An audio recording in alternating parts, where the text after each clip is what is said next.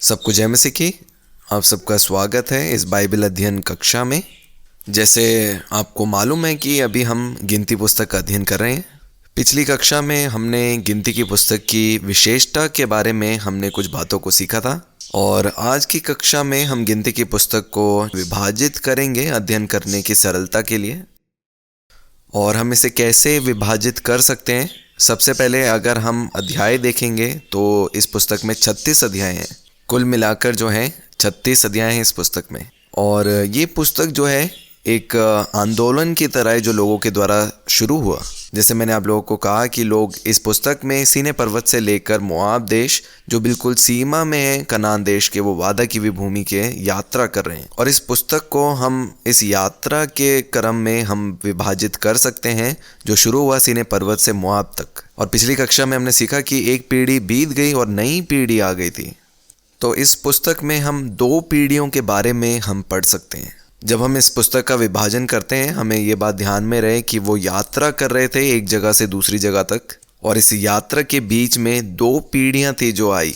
और इन चीज़ों को हम अपने ध्यान में रखकर इस पुस्तक को हम 3 भाग में बांट सकते हैं। पहला भाग 1 से 15 अध्याय तक, 15 से 21 और 21 से 36 अध्याय। पहले से 14 अध्याय पहला भाग, 15 से 21 दूसरा भाग, और 21 से 36 तीसरा भाग। तो पहले भाग में जो 1 से 14 अध्याय तक है, हम वहाँ पे पुरानी पीढ़ी के बारे में पढ़ते हैं जो सीनै पर्वत से कादेश तक यात्रा कर रही थी। पुरानी पीढ़ी का अर्थ है वो पीढ़ी जिसने मिस्र देश से अपनी यात्रा को शुरू करी थी। वो लोग सीनै पर्वत से कादेश देश तक उनकी यात्रा रही। और दूसरे भाग में 15 से 20 अध्याय में हम देखते हैं परमेश्वर का न्याय उन लोगों में जो कुड़कुड़ाने के द्वारा आया, और उसके बाद कैसे लोग जो है वो जंगल में भटकते रहे। तो 15 से 20 अध्याय में हम देखते हैं कि लोग कैसे जंगल में भटकते हैं, और इस जंगल में जो है वो पीढ़ी जो है बीत जाती है। और जब पुरानी पीढ़ी बीत जाती है तो एक नई पीढ़ी आती है। तो इस समय को हम कह सकते हैं कि ये परिवर्तन का भी समय है, पुरानी पीढ़ी से नई पीढ़ी तक। और तीसरा भाग जो 21 अध्याय से 36 अध्याय तक है, वो नई पीढ़ी की यात्रा के बारे में बात करती है जो कादेश से मोआब देश तक है। नई पीढ़ी जो जंगल में उत्पन्न हुई, उनकी यात्रा कादेश देश से मोआब देश तक। ये 3 भाग हैं जो हमने विभाजित करें। और अगर आप इस रीति से इस पुस्तक का विभाजन करेंगे तो ये अध्ययन करने में सरल होगा। इसके बाद मैं और आपको जानकारी दूंगा। उससे पहले हम बहुत से जो जोड़े हैं वो इस पुस्तक में देखते हैं। 2 पीढ़ी के बारे में है, 2 बारी गिनती की गई, 2 यात्राएं हैं और 2 बारी आज्ञाएं दी गई। तो कुल मिलाकर 4 जोड़े हम पाते हैं। 2 पीढ़ी, 2 बारी गिनती, 2 यात्राएं और 2 आज्ञाएं। 2 पीढ़ी के बारे में आप पढ़ सकते हैं। जो पुरानी पीढ़ी है उसके बारे में लिखा है 1 से 14 अध्याय तक, और नई पीढ़ी के बारे में 21 से 36 अध्याय तक। 2 गिनती के बारे में पहली गिनती हम देखते हैं 1 से 4 अध्याय में, और जो नई गिनती है वो 26 और 27 अध्याय में। जब 2 यात्रा के बारे में हम देखते हैं, पुरानी पीढ़ी जो है वो 10 से 14 अध्याय में उनकी यात्रा के बारे में लिखा है, सीनै पर्वत से कादेश देश तक। और नई पीढ़ी 21 से 27 अध्याय, कादेश से मोआब देश तक। और वो जो 2 आज्ञाएं या नियम हैं उनके बारे में हम पढ़ सकते हैं। पुरानी जो है वो 5 से 9 अध्याय में, और जो नई आज्ञाएं हैं वो हम पढ़ सकते हैं 28 से 36 अध्याय में। तो ये कुछ जोड़े हैं जो इस पुस्तक में पाए जाते हैं। और अगर हम और अधिक विस्तार में चलें तो हम पहले भाग के बारे में पढ़ सकते हैं, जिसमें हम पुरानी पीढ़ी के बारे में देखते हैं जो यात्रा कर रही है कादेश देश तक। उस यात्रा को भी हम 4 भाग में विभाजित कर सकते हैं। 1 से 4 अध्याय गिनती के बारे में, 5 से 10 अध्याय के 10 वचन तक आज्ञाओं के बारे में, 10 से 14 उनकी यात्रा के बारे में। तो पहले भाग को भी 3 भाग में हमने विभाजित किया। पहला है गिनती, आज्ञाएं और यात्रा। और फिर जो दूसरा भाग है 15 से 20 अध्याय, दूसरे भाग में 15 से 20 अध्याय लोगों का भटकने के बारे में है। 15 अध्याय में परमेश्वर मुहैया जो कराते हैं उसके विषय में लिखा है। 16 से 18 अध्याय में हारून की याजकाई पर आक्रमण लोगों के द्वारा। और 19 से 20 अध्याय में लिखा है वो पुरानी पीढ़ी के मृत्यु के बारे में। पुरानी पीढ़ी जो बीत गई उस यात्रा में, हारून, मिरियम, वो सब लोग चले गए, और मूसा की भी मृत्यु के बारे में वहाँ पे बताया गया। और जब हम आखिरी भाग जो तीसरे भाग को देखते हैं 21 से 36 अध्याय तक, नई पीढ़ी जो अपनी यात्रा कर दी है कादेश देश से मोआब देश तक, उसको भी 3 भाग में बांट सकते हैं। 21 से 25 अध्याय यात्रा शुरू करते हैं, 26 से 27 अध्याय दोबारा से गिनती करते हैं, 28 से 26 अध्याय वो नई आज्ञाएं जो उस वादा की हुई भूमि के लिए दी गई। तो आखिरी भाग में गिनती, आज्ञाएं और यात्रा के बारे में पढ़ते हैं, पर उनका जो क्रम है वो यहाँ पे बदल चुका है। पहले भाग में 1 से 14 अध्याय में हमने देखा था पहले गिनती, फिर आज्ञाएं और फिर यात्रा थी। लेकिन आखिरी भाग में जो 21 से 36 अध्याय तक है, पहले यात्रा, फिर गिनती, उसके बाद आज्ञाएं हैं। और जब हम इस क्रम को हम सीखेंगे तब हम इस पुस्तक का जो अध्ययन है वो बेहतर रीति से कर पाएंगे। और भी कुछ रोमांचक आत्मिक सत्य जो हैं हम गिनती की पुस्तक से हम सीख सकते हैं। उनमें से जो सबसे ज़रूरी है उनमें से एक है मार्गदर्शन और उद्धार। परमेश्वर सिखाते हैं कि कैसे उनके द्वारा मार्गदर्शन होता है और उन्हीं के द्वारा उद्धार। मार्गदर्शन का मतलब है उस यात्रा में वो सही दिशा दिखाना। जैसे मैंने आपको कहा कि हम लोग भी एक यात्रा में हैं उस वादा की हुई भूमि के लिए, और ज़रूरी है कि हम परमेश्वर के द्वारा मार्गदर्शन होकर चलें। हम देखते हैं कैसे परमेश्वर जो है मार्गदर्शन करते हैं, वो अपने नियम आज्ञाएं देते हैं उनको चलाने के लिए। तो परमेश्वर तैयार है हमारा मार्गदर्शन करने के लिए, और अगर इस यात्रा में कोई समस्या भी आती है तो वहाँ से छुटकारा देने के लिए भी परमेश्वर उपलब्ध है।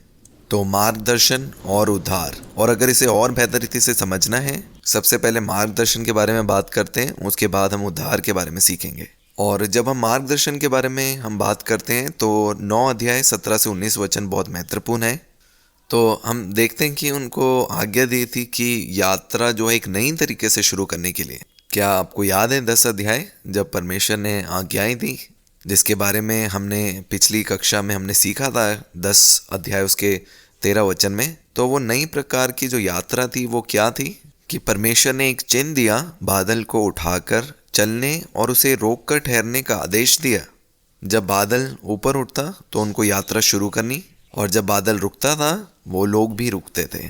आइए हम इन वचनों को पढ़ेंगे। 9 अध्याय उसका 17 से 19 वचन यहाँ पे लिखा है, और जब जब वह बादल तंबू पर से उठ जाता तब इजराइली प्रस्थान करते, और जिस स्थान पर बादल ठहर जाता वहीं इजराइली अपने डेरे खड़े करते थे। यहोवा की आज्ञा से इजराइली प्रस्थान करते थे और यहोवा ही की आज्ञा से वे डेरे खड़े भी करते थे। और जितने दिन तक वह बादल निवास पर ठहरा रहता उतने दिन तक वे डेरे डाले पड़े रहते थे।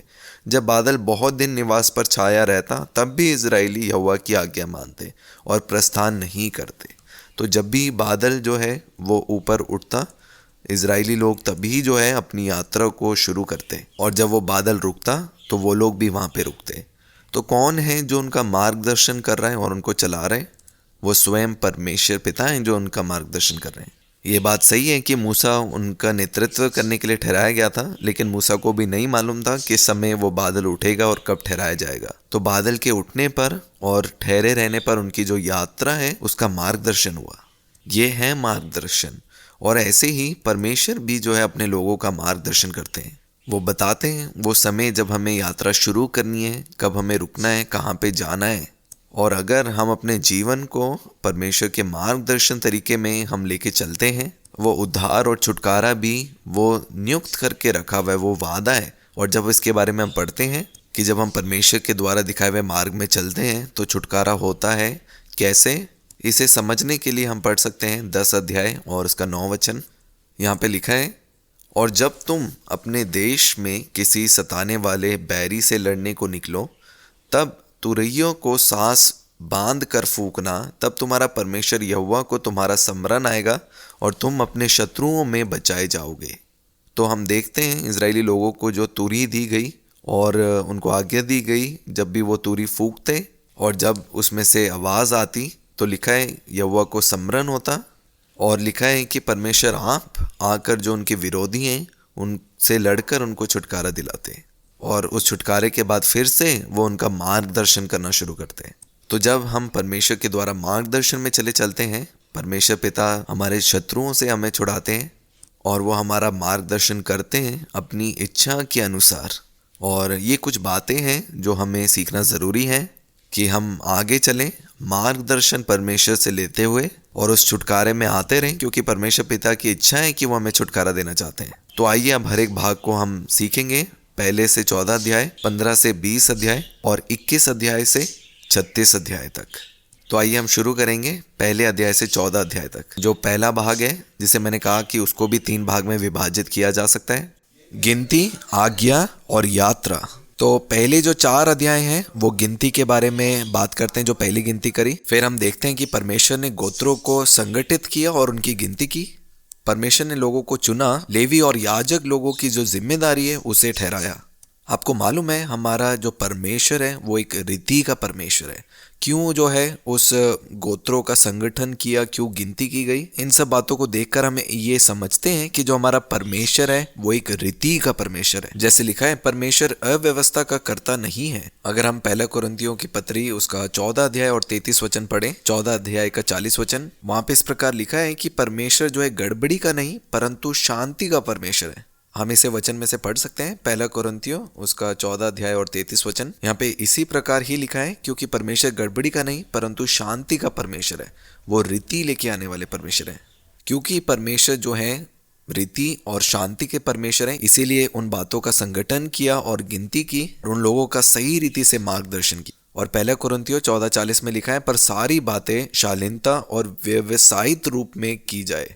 इसलिए हमें भी जो मसीह की देह का हिस्सा है, जो कलीसिया है, उनको भी अपने जीवन में एक रीति के अनुसार चलना है कि हमारा परमेश्वर गड़बड़ी का नहीं लेकिन वो रीति और शांति का परमेश्वर है। और यही एक कारण है कि वहाँ पे हम देखते हैं अलग अलग गोत्रों का संगठन और गिनती की गई और अलग अलग जो पदवी है लोगों को ठहराए गए, क्योंकि हमारा परमेश्वर जो एक रीति का परमेश्वर है। अगर आप पूछे गिनती क्यों, तो गिनती जो है सैन्य उद्देश्य के लिए की गई थी।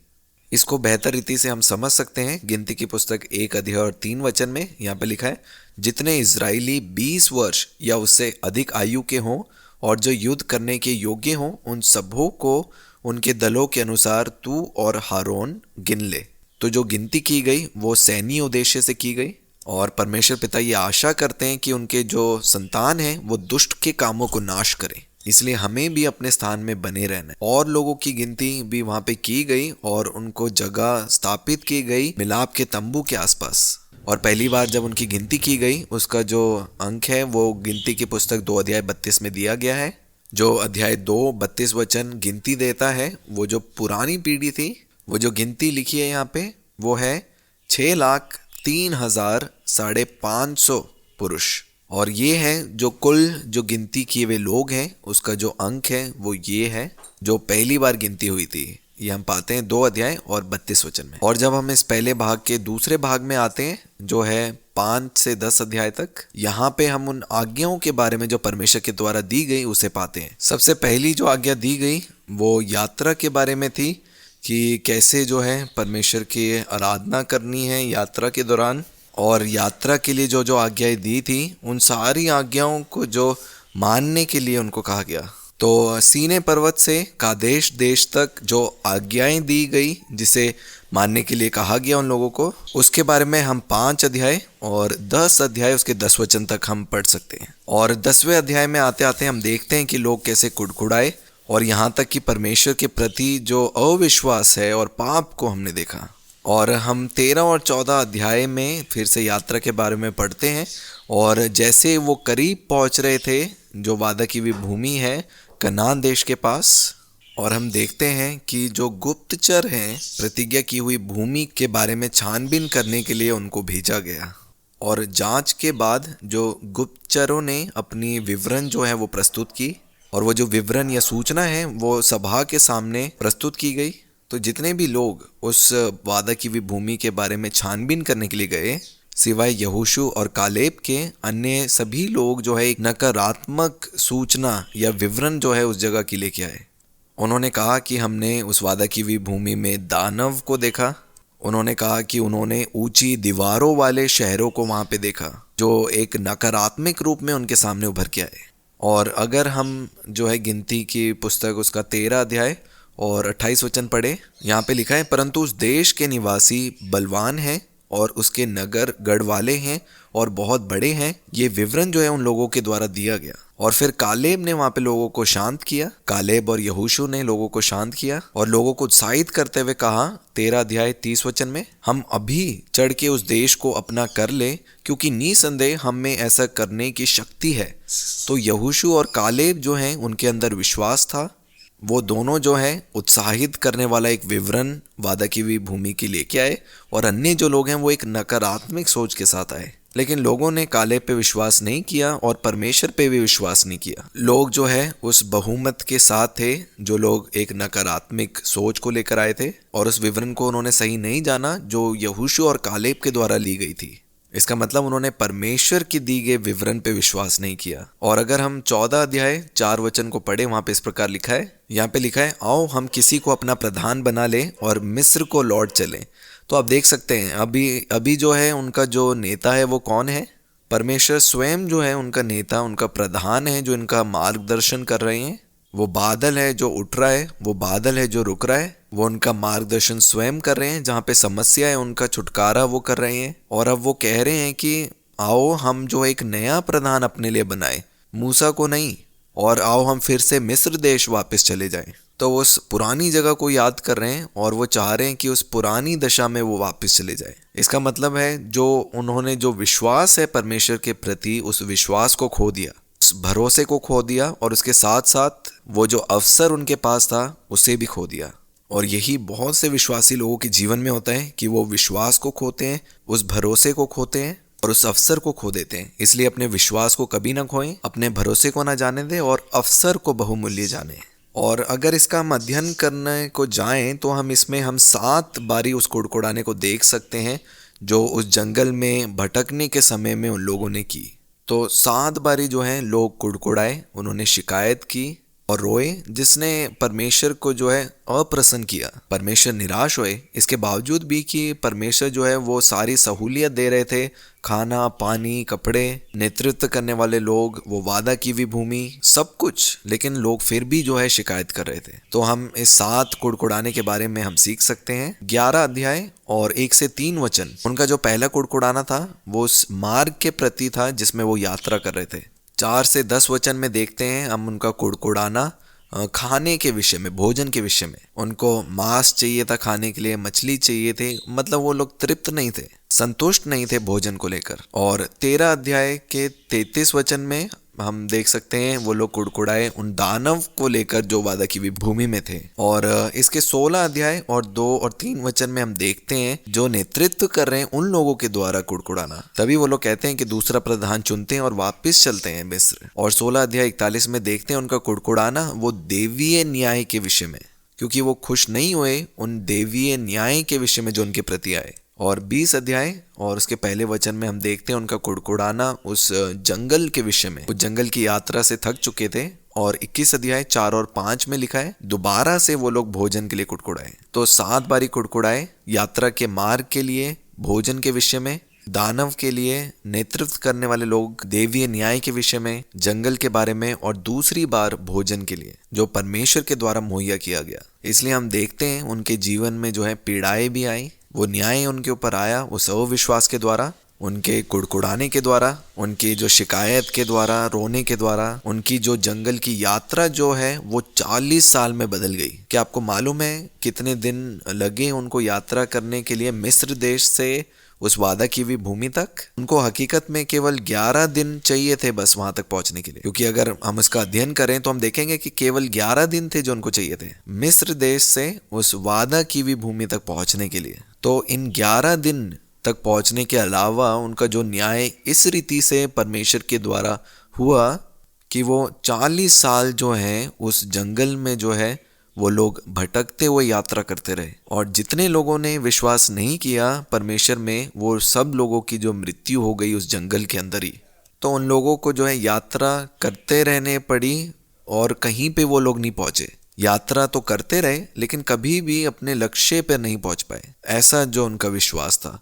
और इसे दूसरे भाग में देखेंगे। ये जो पहले और 14 अध्याय हैं ये पहले भाग को जो है पूरा करता है। और अब जब हम दूसरे भाग में चलते हैं जो 15 से 20 अध्याय तक हैं, वो हम लोगों के उस जंगल में भटकने के बारे में हम लोग सीखते हैं। उसके बारे में भी हम लोग देख सकते हैं। और इस परिवर्तन और जंगल के भटकने के समय में पहली चीज जो होती है, जो पुरानी पीढ़ी है वो बीत जाती है और एक नई पीढ़ी शुरू होती है। पुरानी पीढ़ी वो है जिन्होंने यात्रा शुरू करी थी मिस्र देश से।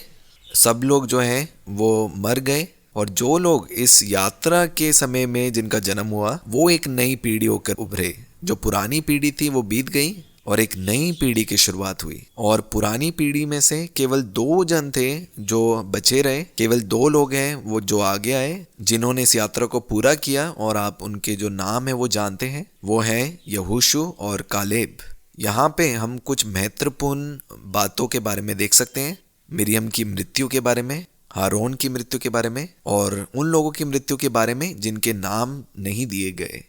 अगर हम इसके 20 अध्याय और 1 वचन को पढ़ें, यहाँ पे हम जो है मरियम के मृत्यु के विषय में पढ़ते हैं और कैसे वो वहाँ पे गाड़ी गई। यहाँ पे वचन में लिखा है कि मरियम मरी और वहाँ पे उसको मिट्टी दी गई। 20 अध्याय 28 वचन में लिखा है हारून की मृत्यु के बारे में और कैसे वो पहाड़ की चोटी में उनको मिट्टी दी गई। और 20 अध्याय 11 और 12 वचन में परमेश्वर ने ये साफ कहा कि मूसा जो है उस वादा की भी भूमि में नहीं प्रवेश करने पाएंगे, कि उन्होंने उस चट्टान पे मारा था, बल्कि उनको केवल बोलना था उस चट्टान को, और उस पत्थर से बोलने की जगह उस चट्टान पर वो लाठी मारी मूसा ने, और ये परमेश्वर के द्वारा कहा गया कि वो वादा की भी भूमि में प्रवेश नहीं कर पाएंगे। ये जो है ये एक चरम बिंदु की तरह है कि सभी जो पुरानी पीढ़ी है वो बीत चुकी थी। जो महत्वपूर्ण लोग हैं उनके नाम विवरण किए गए हैं, वो है हारून, मरियम, और मूसा को भी कहा गया कि वो भी जो है वादा की भी भूमि में प्रवेश नहीं कर पाएंगे। तो यहाँ पे हम समाप्त करते हैं हमारे पहले और दूसरे भाग को जो गिनती के पुस्तक के बारे में है, और अब हम तीसरे भाग में चलेंगे जो 21 अध्याय से 36 अध्याय तक है, जो हम अगली कक्षा में सीखेंगे। आप सबका धन्यवाद जिन्होंने सुना, धीरज के साथ गिनती की पुस्तक की मेरे साथ यात्रा की और सीखा कैसे परमेश्वर के साथ यात्रा करें और उस वादा की भी भूमि में प्रवेश करें। परमेश्वर पिता आप सभी को आशीष दे।